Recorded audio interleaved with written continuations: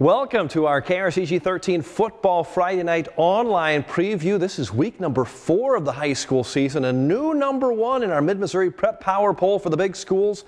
The Rockbridge Bruins coming off a 9-0 win over the Battle Spartans. They used some razzle-dazzle to score the only touchdown of the game last Friday night. That was voted on Facebook as our KRCG High School Play of the Week. Rockbridge will hit the road playing at Lee Summit this week. That is Drew Locke's alma mater. And finally, the Jefferson City Jays get a home game after 3 straight on the road to start the season, including a 28-9 win over Hickman in Columbia last week. The Jays welcome Harbor High from Arkansas this Friday night. Sports writer Tom Leffler joins us, and finally, Jaybirds get to play in front of the home crowd this week. You know, a third of the regular season before Labor Day is already done, and now they're finally playing their first home game. It is what it is. They get to play a home game, but it's not going to be probably a happy homecoming. Harbor's awfully good. Last year when the Jays were a lot more experienced and talented, they lost 54-14 down in Arkansas. So this will be a tough one. The Jays are 2-1, receiving votes in the Class 6 state poll, just outside of the top 10.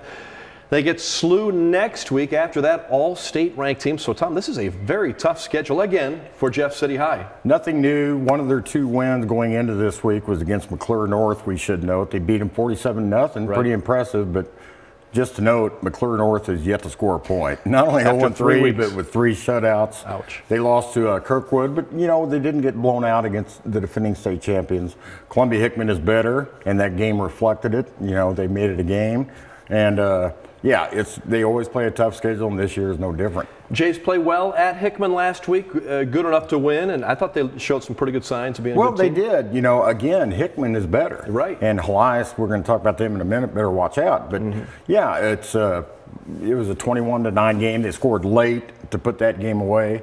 But, you know, the Jays are getting better, very young, especially on the offensive side of the ball. They are young, aren't they? Yeah. So a chance to see them at home at Adkins Stadium this Friday night, 7 o'clock against Harbor. Tough game against an Arkansas team. While the Jays have been on the road most of the season, Helias will play a 3rd home game in the first 4 weeks, hosting Hickman Friday night. Interesting matchup here. The Crusaders have been beaten by 2 very good teams on their home field, Hannibal and Belleville-Altoff last week. Hickman still looking for win number 1, but as you mentioned, Tom, this is not going to be easy for Helias, and Hickman maybe a chance to get their victory. You know, Hickman has lost, I believe, 22 of 23 and 31 of their last 33.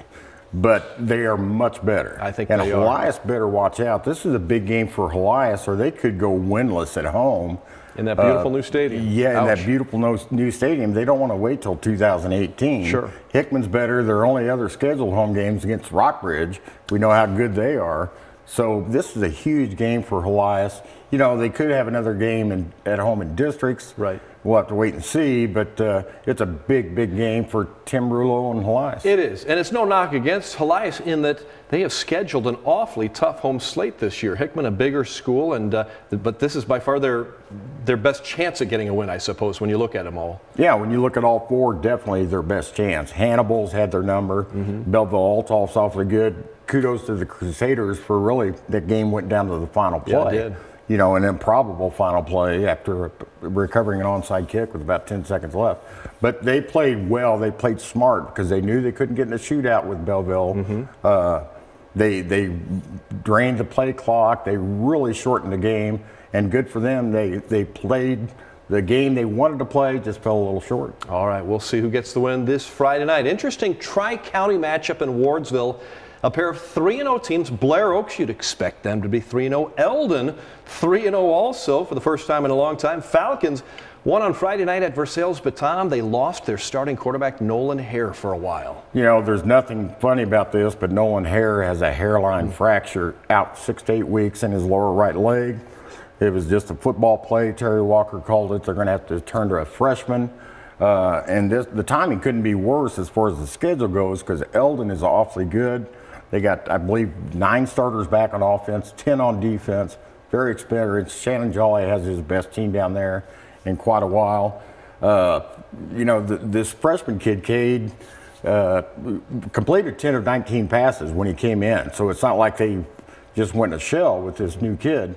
He'll be okay, but I would not be surprised if Eldon beat him, and in my mind, it would not be an upset. All right, so Blair Oaks has that long winning streak under Terry Walker. Hasn't lost a regular season game in 2+ years. Eldon, like we said, 3-0 for the first time in a long while. They are in the state rankings this week, number 7 in Class 3. Blair Oaks moves up a spot to number 2. So really, this could be a very interesting matchup when you really think about it. It didn't look like it at the beginning of the season, but and by the way, you've got Steve Walker, who's an assistant coach at Eldon, coming in to face his brother, Terry Walker, head coach at Blair Oaks. Mom and Dad will be in the stands cheering for both of their sons. Well, Steve needs some bragging rights over Thanksgiving dinner because Terry's had it so far. I think Eldon could get it like we spoke about, but nobody circles the wagons the Blair Oaks Falcons. And Terry Walker, look for them to, it should be a great game. I'd give it a toss-up game. But it should be all you could want in a high school football game. And by the way, talking about the Walkers again, 2 great linebackers, weren't they? In high school football and that's college. Back when they had a string of great linebackers. And Terry and Steve were right at the top of the list for Pete Atkins and the Jays. Yeah, 2 good guys too. Hey, what's coming up on Leffler's Link this week? Well, I got a story currently up on Leffler's Link about Nolan Hare's injury and where do the Falcons go from here. Of course, the district games are the ones that count, but they're going to be without him for 6 to 8 weeks. You know, looking at the calendar, he could be back for districts, but the next 6 or 8 weeks are going to be awfully interesting to see how they respond. All right. Hey, thanks a lot, Tom, for all you do. As we mentioned off the top of our preview, the Rockbridge Bruins number 1 in the KRCG 13 Prep Power Poll. They also moved up a spot in the Class 6 state poll this week to number 7. Van Venata's Bruins will head to Lee Summit after what was one of the biggest wins for Rockbridge in recent history. Our own Tony Mullen was there last Friday night. They only scored 9 points, but they didn't give up anything. Hey, when you don't give up anything, you only need, what, 2? That's the minimum you can score in football. So great defensive effort really on both sides to shut out a team like Battle. I know they have a lot of new pieces on offense, but when you can put that 0 up, that's impressive. Battle, you know, to me, they had controlled Columbia for a few years now. Now Rockbridge looks like the team in control. Doesn't really do much for me as far as, you know, knocking Battle down. This loss did, because they still played a heck of a game. That Battle defense is still very good. We've seen how explosive Rockbridge's offense can be, especially with Nate Pete at running back. Held them to just 9 points. So an impressive showing for Justin Conyers' team, too. What was the atmosphere like there, Tony? You know, we've talked about sometimes Columbia games that the fans haven't come out as much, but that was really a neat Friday night, wasn't it, to be there? It was packed, both sides. A lot of Battle fans there, a lot of Rockbridge fans. Of course, it was the first game at Rockbridge High School this year, that newly renovated stadium. It's not all the way done yet. There's still some work to do, but it's football ready, and it was fun. A lot of people packed in and great atmosphere on a Friday night. You talked about the defense. Nate Pete, who had run wild the week before, over 300 yards, and Battle really did contain him. They did. He still ran for 140 yards, which isn't bad. Still, but I mean, it's not compared to what they had done before that. But yeah, as you know, we mentioned Battle's defense. We knew was going to be pretty good going into the year, and they're still going to win a lot of football games, but just didn't have enough offensively this week to get it done. I think it's better for Mid-Missouri football to see a couple of really good teams in Columbia, and it looks like we've got them now, don't we? We've got 2 of them in Battle and in those 2. And Hickman's better, winless, but a better football team, so it's looking good. And Tolton is not far off either. They're doing well. Centralia Panthers are off to a very good start at 3-0 this season, ranked number 6 in Class 2, number 2 in our Mid-Missouri Prep Power Poll. And Tony, this is for small schools, but they'll host Brookfield this week. Centralia looking to go 4-0. And I think they will. A lot of the games on their schedule are very winnable. And when you look at Centralia, coaching change, but you really don't notice much change, really, with Jim Newstead as the head coach. I mean, he's been there since 1998, assisting with Earl Bennett all those years. So there's not a lot of change. They do what they do. They do it very well. And 3-0. They'll be 4-0, I think, after this week. Talk about a good place to watch a high school football game, too. Centralia is really... That city loves their Panthers. It is near the top of the list. If you want to go find a place in mid-Missouri to watch a football game, put Centralia near the top. All right, of course, we will be there on Friday night. Mexico Bulldogs have a little road trip. They have won 2 in a row after losing that first game on opening night to Battle, Steve Haig's team. This is a tough one, though. They go up north Yes. and a little bit to the east to play Hannibal on Friday night. And that's going to be very, very tough. They've won their last 2, which is great. You know, they kind of took it on the chin against Battle week 1, but they've responded with 2 very good wins. Going up to Hannibal now, you certainly wouldn't say that Mexico is the favorite in that game, but Mexico's given Hannibal some good games the last couple of years, really. I mean, Hannibal's been the top team undisputedly in that North Central Missouri Conference, but Mexico's been close the last couple of times. I think Hannibal probably wins, but I wouldn't be surprised if Mexico keeps it fairly close. I think Hannibal has some issues too with some off-the-field stuff, so maybe Mexico takes advantage of that. We will see. This is also Callaway Cup weekend. 3-0 South Callaway off to a great start, heading to Kingdom City to face 2-1 North Callaway. The Thunderbirds have put up some big points the last few weeks, so Callaway against Callaway. Callaway against Callaway. It's been one of the most interesting rivalries here in mid-Missouri. I think North Callaway won about the first 12 or 13 against South Callaway. Since then, I don't know the exact number. South Callaway's won about the last 7 or 8. Okay. It's been kind of fun to watch, but I think South Callaway takes it again. North Callaway's playing well, but you look at what South Callaway has done this year, and they just keep rolling right along. 3-0. They've won their games big. You look at last week, they beat Wright City, I believe, 48-6, 56-6, something like that. And this was a Wright City team that the week before came to Ashland and lost to Southern Boone by 3. Yeah. So South Callaway really took it to them.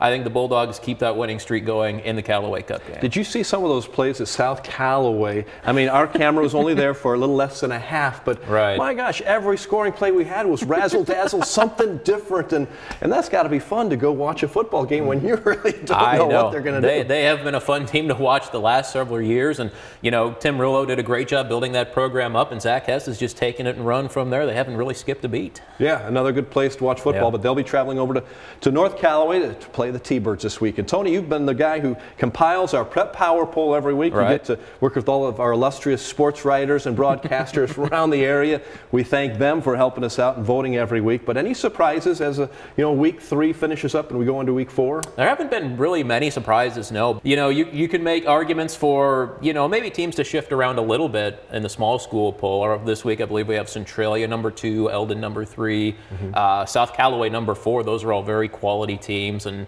depending on how things shake out, you could really argue that those teams could be anywhere, in the 2, 3, and 4 range. And certainly with Eldon and Blair Oaks this week, and we know the injury situation with Blair Oaks and the quarterback situation, that could shuffle end up things being up a little very interesting. Yeah, I don't know that.